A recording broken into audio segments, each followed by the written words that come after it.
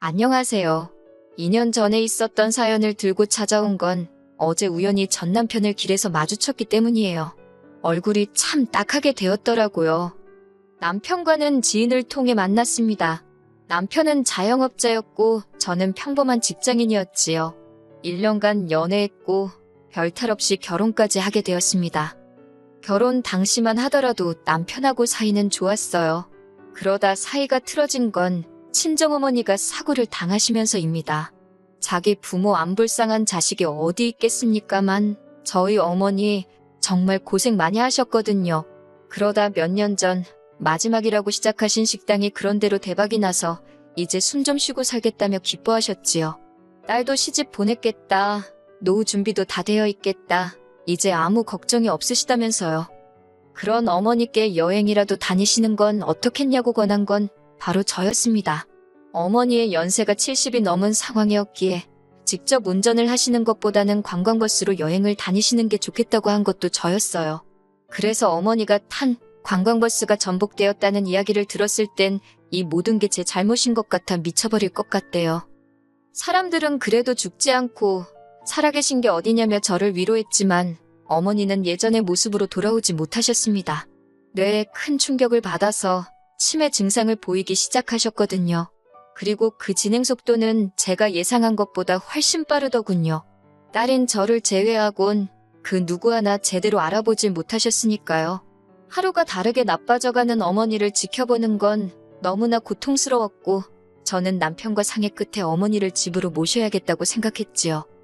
하지만 흔쾌히까지는 아니더라도 이해해줄 거라 믿었던 남편이 보인 반응은 차갑기 그지없었습니다. 제가 어머니를 모시고 오고 싶다 하니 생각하는 척도 하지 않고 단칼에 싫다고 거절을 하더라고요.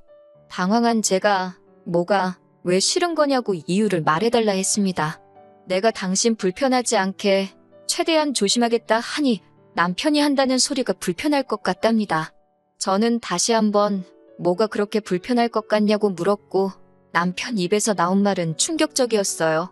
우리가 아직 신혼부부인데 장모님이 와 계시면 아이는 언제 만드냐입니다. 황당해서 제가 지금 어머니가 저 상황인데 애를 만들자는 게 무슨 소리냐고 나더러 지금 임신이라도 하라는 거냐니까 꼭 애는 안 갖더라도 부부 생활은 해야 하는 거 아니냐입니다. 결혼 전부터 그런 쪽으로 왕성한 사람인 건 알았지만 그래도 할 때 말 때를 분간 못하는 천치인 줄은 전혀 몰랐기에 깜짝 놀랐어요. 저는 남편에게 그런 건 나중에 해도 되지 않냐.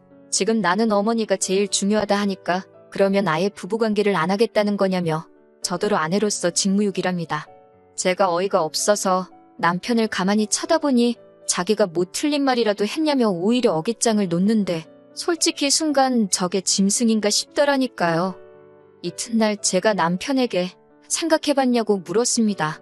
이때만 하더라도 약간의 희망을 가지고 있었어요. 남편도 나름대로 반성하고 생각을 해보지 않았을까 하는. 하지만 남편은 어제 자기가 한 말은 어디로 들었냐며 싫답니다. 절대로 안 된대요.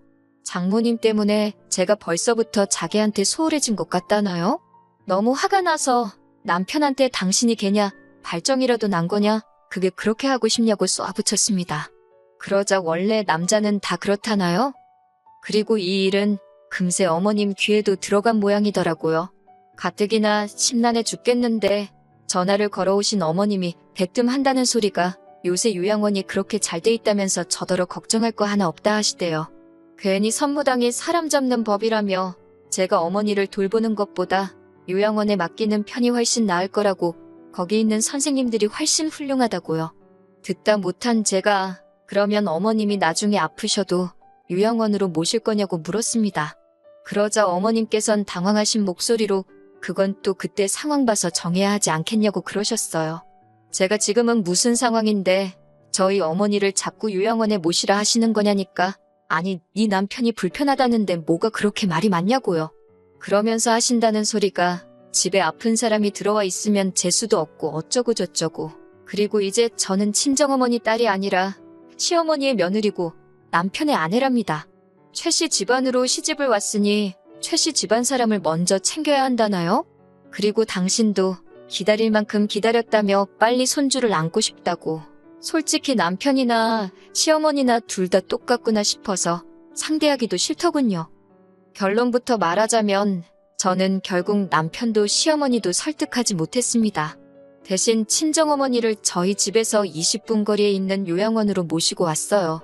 진작에 이쪽으로 모시지 않았던 건 자꾸 장소를 옮기는 게 환자인 친정어머니한테 무리가 될 수 있다고 들었고 곧 저희 집에서 모실 수 있을 거라고 믿었으니까요. 아무튼 그래도 집 근처로 모시고 오니 마음이 한결 가벼워졌습니다. 이후로 저는 퇴근 후 매일같이 요양원에 들려 1시간씩 어머니와 시간을 보냈어요. 남편은 제가 집안 살림을 소홀히 한다는 둥, 바람난 옆편네랑 다를 게 없다는 둥 온갖 폭언을 일삼았지만 걔가 짖는구나 하고 무시해버렸지요. 솔직히 말하면 처음에는 막말을 퍼붓는 남편이 믿고 야속하고 그랬는데 그것도 나중엔 뒤꿈치에 굳은 살처럼 익숙해졌는지 별 생각이 없어지더라고요. 그냥 또 저러는구나, 또 떠드는구나 대수롭지 않게 여기게 되더라니까요. 한편 병간호라는 게 사실 마음만으로 되는 건 아니잖아요. 어머니의 요양원 생활이 시작되고 처음 1년은 제가 개인적으로 비상금 용도로 모아놓은 돈으로 충당을 했어요. 그런데 생각보다 요양원 생활이 길어지니까 슬슬 쪼들리기 시작했지요. 더는 방법이 없다 싶어서 고민하던 중 어머니의 재산을 처분해서 충당하면 어떻겠냐는 누군가의 조언을 듣게 되었습니다. 하지만 막상 알아보니 그것도 사정이 여의치가 않더라고요. 일단은 성년후견인이 되어야 했고 짧아도 6개월은 걸린다는 전문가의 말에 한숨부터 나오대요. 왜 진작에 알아보지 않았냐는 전문가의 질문에 제 자신이 한심하고 갑갑하고 결국 저는 정말 내키지는 않았지만 성년후견인 지정까지만 버티자는 심정으로 남편에게 500만 원을 빌려달라 했습니다. 하지만 남편은 지난번과 마찬가지로 조금의 고민도 없이 없다는 한마디로 제 부탁을 묵살해버리더라고요. 제가 그러지 말고 빌려달라고 후견인 지정만 되면 바로 돌려주겠다 하니 그러다 지정이 안 되면 어쩌냐며 그리고는 한다는 소리가 부부관계도 안 하는데 우리가 부부가 맞냐입니다. 자기가 마누라가 있긴 한 거냐며 이건 뭐 총각대만도 못하다나요? 저더러 뻔뻔하다며 자기한테 돈 맡겨놨냐고 빈정거리대요. 이런 말까지 들으니 저도 이러면서까지 결혼 생활을 유지하는 게 맞나 싶더라고요. 치사하고 더럽고 수치스럽고 결국 그날 밤 남편에게 이혼하자 했습니다.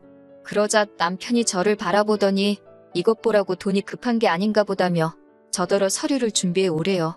이혼해주겠다고요. 하지만 바로 남편에게 이혼 서류를 들이밀지는 못했어요. 물론 마음 같아선 당장이라도 이혼을 진행하고 싶었지만 성년후견인인지 뭔지 그것도 진행을 시작한 상황이었고 그 와중에 어머니의 건강은 급격히 나빠지고 있었으니 정신이 정말 하나도 없었거든요. 그래서 일단은 중요한 것부터 하나씩 해결하자는 마음으로 이혼을 잠시 미루게 되었지요. 그렇게 한 두어 달쯤 지났을까요? 어머니께서 폐렴 증세를 보이시더니 그대로 기력을 회복하지 못하시고 돌아가셨습니다. 다른 사람들은 치매에 걸려도 10년이고 20년이고 산다던데 왜 친정어머니는 그 몇 년도 버티지 못하시고 서둘러 떠나신 건지 하염없이 며칠을 눈물로 보냈습니다. 이럴 줄 알았으면 회사고 뭐고 관두고 하루라도 더 어머니랑 시간을 보낼걸. 이럴 줄 알았으면 남편이 뭐라고 난리를 치건 어쩌건 무조건 집으로 모시고 올걸. 죄책감에 밥 한술 넘기기가 어려웠어요. 어머니의 장례를 치르는데 남편이 상주 노릇을 하겠다길래 됐다 했습니다. 어차피 이혼 이야기까지 오가는 마당의 상주는 무슨 장례에도 오지 말라고 했어요. 그래도 어쩐 일로 장례식에 와서 꾸역꾸역 자리는 지키고 있더라고요. 하지만 그 검은 속내를 알아채는 데는 오래 걸리지 않았습니다. 어머니를 그렇게 보내드리고 집으로 돌아온 지 이틀째 되던 날이었어요. 남편이 뜬금없이 상냥한 목소리로 많이 힘드냐고 묻더라고요. 상대도 해주기 싫어서 한번 쳐다보고 말았습니다. 그러자 제 눈치만 살금살금 살피던 남편이 이제 슬슬 이것저것 정리해야 하는 거 아니냐고 그래요.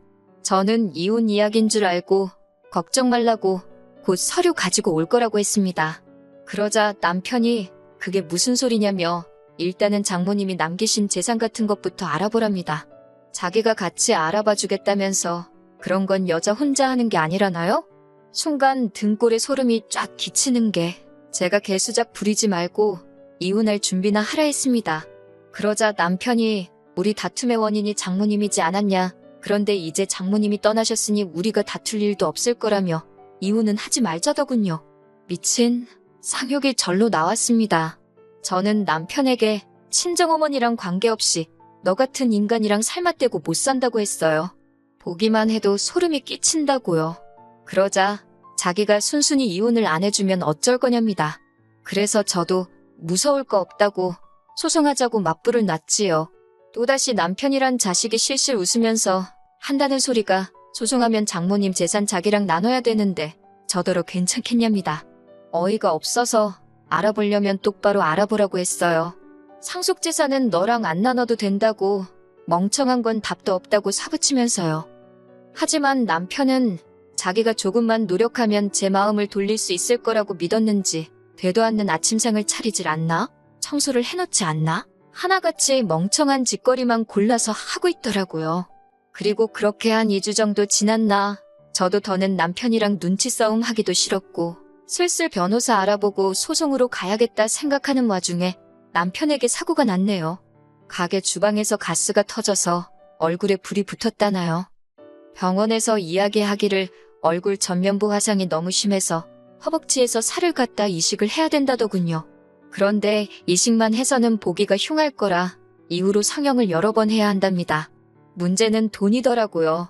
이게 미용 목적으로 분류가 돼서 보험에서 보상을 안 해준다고요.